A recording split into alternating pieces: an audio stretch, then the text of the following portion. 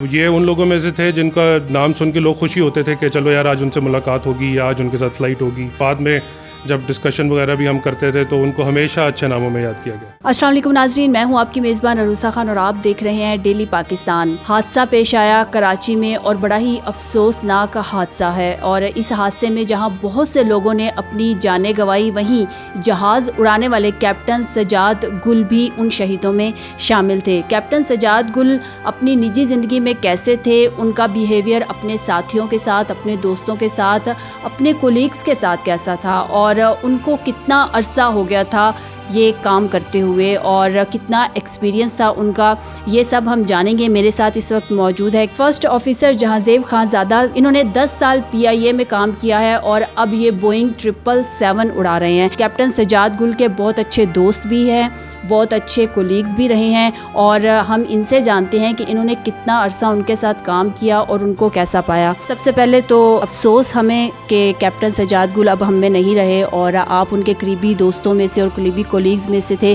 तो क्या कहना चाहेंगे आप? ये एक बहुत बड़ा लॉस है हम सब के लिए। करीब का होना या ना होना एक अलग बात है, मगर हमारा PIA का सारा क्रू हम सब एक दूसरे के उतने ही करीब हैं जैसे फैमिली होती है। तो एक बहुत बड़ा लॉस है जो कि हमेशा ये लोग हमारी दुआओं में याद रहेंगे। इनको हमेशा मिस किया जाएगा। कैप्टन सजाद गुल को आपने एक दोस्त के तौर पर, एक कुलीग के तौर पर कैसा पाया? उनका बिहेवियर कैसा था आप लोगों के साथ? बहुत अच्छा। और हालांकि मैं उनसे बहुत जूनियर हूँ, उनका फर्स्ट ऑफिसर फ्लाई करता रहा हूँ, अगर कभी भी ऐसा फील नहीं हुआ कि कोई मेरा सीनियर या मेरा कप्तान बैठा है या उन्होंने कभी कोई ऐसी बात की हो जिस पे कभी मुझे ऐसा फील हुआ हो कि मुझे दबाया हो या किसी को भी दबाया हो। ये उन लोगों में से थे जिनका नाम सुन के लोग खुशी होते थे कि चलो यार आज उनसे मुलाकात होगी या आज उनके साथ फ़्लाइट होगी। बाद में जब डिस्कशन वगैरह भी हम करते थे तो उनको हमेशा अच्छे नामों में याद किया गया। जब सजाद गुल साहब आते थे और उनकी फ़्लाइट होती थी और उन्होंने जाना होता था, तो वो आते ही सबसे पहले क्या काम करते थे? एक तो वो आके सबसे बड़ी खुश उसलूबी से मिलते थे, हर किसी से हाथ मिलाते थे।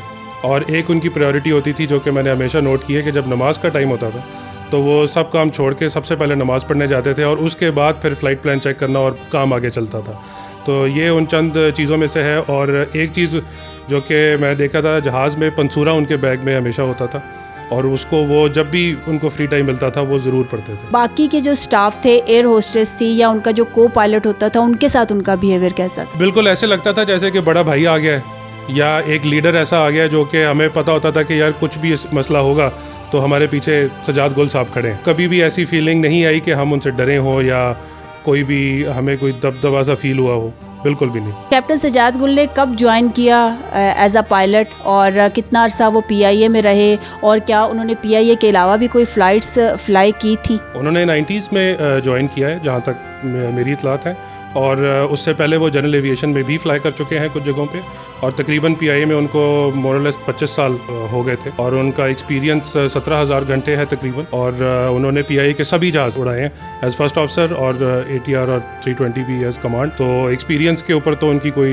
दो राय नहीं है। ही वॉज वेरी एक्सपीरियंस माशाल्लाह। आपने उनके साथ कितना अरसा काम किया और कितने आप उनसे जूनियर थे? मैं उनसे तकरीबन 15 साल जूनियर होऊंगा कम से कम। मैंने उनके साथ ATR से फ्लाइंग शुरू की थी जब मैं PIA में आया था और फिर मैंने 320 भी उनके साथ उड़ाया। तकरीबन जो मेरे 10 साल जो PIA का अरसा है, 9 साल 10 साल, उसमें जितना भी अरसा है वो कैप्टन सजाद गुल के साथ फ्लाइंग बहुत की है मैंने। कोई अंदाज़ा होगा कितनी फ़्लाइट्स आपने उनके साथ की, कितने घंटे आपने उनके साथ स्पेंड किए? एग्जैक्टली तो मैं बिल्कुल नहीं बता सकता, मगर अनगिनत फ्लाइट्स हैं और अनगिनत मोमेंट्स हैं उनके साथ जो कि कल के वाक़े के बाद कल से वो दिमाग में चल रहे हैं और सोच रहे हैं हम सब उसके बारे में। ये वो लोग होते हैं जिनको आप हमेशा याद करते हैं अच्छे यादों के साथ। तो कोई ऐसी याद, कोई ऐसा लम्हा जो आप कल से, उनकी जब से शहादत आपको ख़बर मिली है तो आप बार बार आपके जहन में आ रहा हो? कोई एक नहीं है, हर फ्लाइट मतलब आपको मैं ये बताऊं कि जब भी कोई फ़्लाइट उनके साथ होती थी तो एक एक्साइटमेंट ही होती थी कि जी आज कैप्टन सजाद गुल के साथ हैं तो ये होगा। वो जैसा बिहेव करते थे ऑब्वियसली इतनी कंफर्टेबल फ़्लाइट होती थी कि कभी हमेशा we use to look forward to it.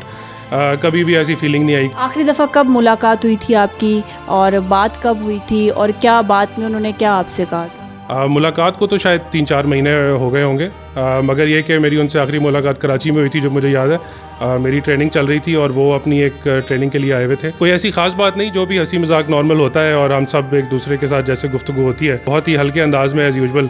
उनसे वहाँ मिल के भी बहुत खुशी हुई। मेरी आखिरी याद उनके साथ वही है और फ़ोन पे शायद महीना डेढ़ पहले बात हुई होगी तो कोई ऐसी ख़ास बात नहीं जो कि मैं बताऊं कि बट लोग कह रहे हैं कि जब किसी भी तैयारे को हादसा पेश आता है तो मोस्टली जो मलबा होता है वो कैप्टन पे डाल दिया जाता है, तो क्या कहेंगे आप? बजाते खुद भी एक कैप्टन है और आप एक बतौर पायलट आप काम भी कर रहे हैं और आप PIA में भी 10 साल रहे हैं, तो क्या कहना चाहेंगे? ये तो मैं कुछ नहीं कह सकता कि क्यों आता है, मगर हर किसी का एक अपना ओपिनियन होता है। मफरूज़ों पे लोग बहुत बात करते हैं, मगर ये कि मैं सिर्फ ये एक बात कहूँगा कि जब तक एक्चुअल रिपोर्ट और सब चीज़ ऑफिशियली ना हो जाए तब तक किसी नतीजे पे नहीं पहुंचना चाहिए। तो अभी कुछ भी कहना कबल अज़ वक्त है और मेरा नहीं ख्याल कि किसी को भी ब्लेम करना या कोई भी बात करना इसके बारे में इस वक्त जायज़। जी नाज़रीन, जैसा कि आपने देखा कि कैप्टन सजाद गुल साहब अपनी ज़िंदगी में अपने दोस्तों के साथ कैसे थे, अपने कोलीग्स के साथ कैसे थे और उनका एक्सपीरियंस कितना था, ये सब हमें बताया पायलट जहांज़ेब खानज़ादा ने।